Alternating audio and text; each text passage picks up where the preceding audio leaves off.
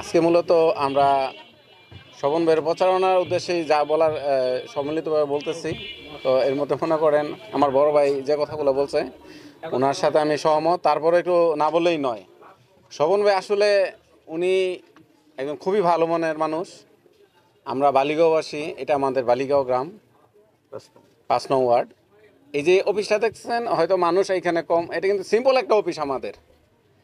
এইরকম অস্থায়ী অফিস এরকম আরো 10-15টা অফিস আছে আমাদের, ঠিক আছে। আমরা ক্ষুদ্র ক্ষুদ্র ভাগে ভাগ করছি। এখানে যারা আছে টাকার বিনিময়ে আমরা নির্বাচন করতেছি না, স্বতঃস্ফূর্তভাবে আমাদের নিজের পকেট থেকে টাকা দিয়ে নির্বাচন করতেছি। ভাই ভালো মানুষ বিদায়, তাছাড়া ওনারও টাকা পয়সার কোনো অভাব নাই, আল্লাহ ওনাকে অনেক দিছে। এবং ভবিষ্যতে উনি শুধু একটা চেয়ারের দাবিদার, আর কিছুই না।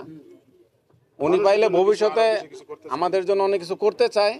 প্লাস করতে গেলে একটা ক্ষমতার প্রয়োজন, ক্ষমতাটা কোনটা? চেয়ারটা। তো আমরা স্বতঃস্ফূর্তভাবে নামছি, ওনাকে যে কোনো মূল্যে ইনশাআল্লাহ ভোটের মাধ্যমে বিজয়ী করব।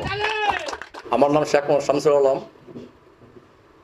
আমি মুক্তারুল 8 নং ওয়ার্ড ইউনিয়ন পরিষদের সদস্য এবং প্যানেল চেয়ারম্যান 1।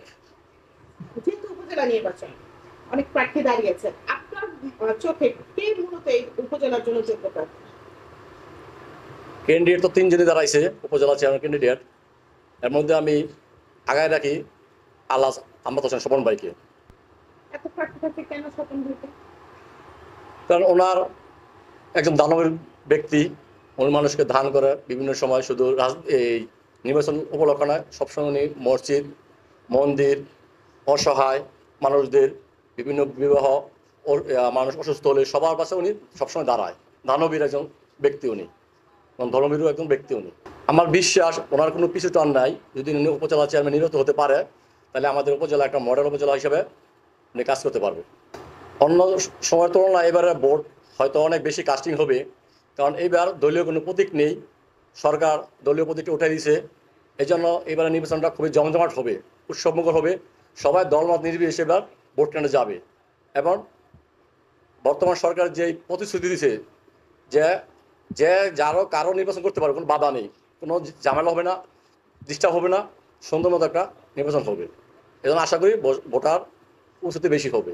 স্বপন ভাই খুব ভালো লোক। এবার যে ইলেকশন করতেছে উনি খুব বক্ত কিমন কর্মী, অনেক শান্তশিষ্ট মানে ইলেকশন করা হচ্ছে, কিন্তু এলাকাবাসী উনির জন্য খুব খাটতেছে। ভালো লোক দেখে আমরা চাই উনি ইলেকশন আল্লাহদের পাস করুক। আমরা হোসেন স্বপন সাহেবরে সাপোর্ট করি। উনি একজন সমাজসেবক, দানবীর, তারপরে আপনার ব্যবসায়ী লোক, ভালো লোক, নামাজ পড়ে, রোজা করে, হজ করে, জাকাত দেয়। শুধু তাই না, কালীগঞ্জের মধ্যে এই যাবৎ আমরা যা দেখছি ওনার মতো দানবীর লোক আর দেখি নাই। আর দ্বিতীয় হয়েছে, অন্য যেই লোকগুলা সাধারণত নির্বাচন করে, এদের তারা তো খালি তাদেরটা নিয়ে ব্যস্ত থাকে।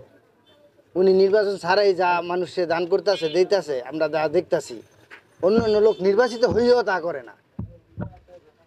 তো আমি মনে করি কালীগঞ্জবাসীর উচিত ওনার মতো লোককে সাপোর্ট দেওয়া এবং ওনাকে নির্বাচিত করা।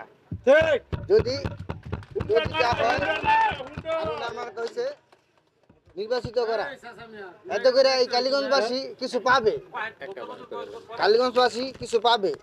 কারণ যার পেট ভরা তাই সে আর খাইতে পারে না। যার পেট খালি সে খাওয়ার জন্য হা করে তাকায় থাকে এদিক সেদিক। সে বুঝে না গরিব, সে বুঝে না ধনী, সে বুঝে না লিগেল, সে বুঝে না ইলিগেল, তার শুধু খাওয়া। কিন্তু ওনার তো তা না, ওনার মানুষকে দিতে চায় এই আর কি। তো এই জন্য আমরা গ্রামবাসী, অত্র এলাকার লোক যারা আছে, মন প্রাণে উনি আসেও নাই এই এলাকায়, এনে আসেও নাই, তারপরেও মনে করেন যে শয়ে শয়ে সাপোর্টার ওনারা সাপোর্ট করতেছে। ওনার ইনশাল্লাহ আমরা ওনাকে নির্বাচিত কইরা কালীগঞ্জবাসীকে এইবার দেখাই দিব যে না, যোগ্য লোক উনি।